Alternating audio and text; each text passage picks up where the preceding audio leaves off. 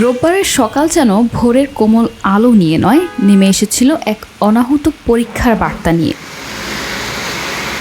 রাতভর ঝরে পড়া বৃষ্টির স্মৃতি তখনও লেগে আছে রাজধানীর অলিগলি আর প্রধান সড়কের বুকে। সপ্তাহের প্রথম কর্মদিবসের চিরচেনা ব্যস্ততা শুরু হওয়ার আগেই নগর জুড়ে জমে থাকা পানি যেন থামিয়ে দিতে চাইল মানুষের ছুটে চলা জীবন। কোথাও হাঁটু সমান জল ঠেলে এগোচ্ছে যানবাহন, কোথাও ভেজা পথ মারিয়ে গন্তব্যের দিকে ছুটছেন কর্মজীবী মানুষ। প্রকৃতির এই অঝোর আয়োজন তাই কারো কাছে স্বস্তির নয়, বরং হয়ে উঠেছে ভোগান্তি, বিলম্ব আর নগরবাসীর আরেকটি কঠিন সকালের গল্প। রাজধানীর নানা স্থানে কোনো যানবাহন নষ্ট হয়ে পড়ে আছে, এমন দৃশ্যও দেখা গেছে। যানবাহনের জন্য ছাতা মাথায় দীর্ঘ সময় ধরে রাস্তায় দাঁড়িয়ে থাকতে দেখা গেছে অনেক মানুষকে। এদিকে বড় ভোগান্তিতে পড়েছেন স্কুল কলেজগামী শিক্ষার্থীরাও। এ তো জানা গেল রাজধানীর অবস্থা। বন্দরনগরী চট্টগ্রামে টানা প্রায় এক সপ্তাহ ধরে বৃষ্টি হচ্ছে। ওই নগরীর অনেক সড়কে পানি জমে আছে কয়েকদিন হলো।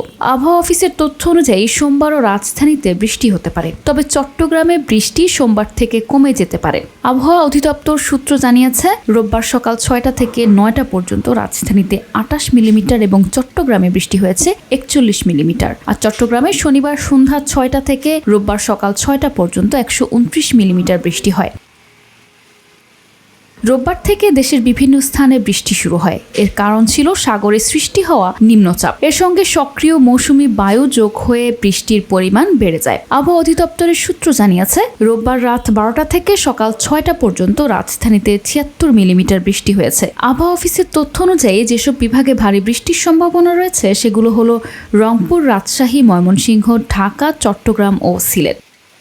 পূর্বাভাস অনুযায়ী রাজশাহী, পাবনা, বগুড়া, টাঙ্গাইল, ময়মনসিংহ, ঢাকা, ফরিদপুর, কুষ্টিয়া, যশোর, খুলনা, বরিশাল, পটুয়াখালী, নোয়াখালী, কুমিল্লা, চট্টগ্রাম, কক্সবাজার ও সিলেট অঞ্চলের ওপর দিয়ে এই ঝড়ো হাওয়া বয়ে যেতে পারে। এছাড়া এসব এলাকার নদী বন্দরগুলোকে 1 নম্বর সতর্ক সংকেত দেখাতে বলা হয়েছে। ডেস্ক রিপোর্ট, ভোরের ডাক।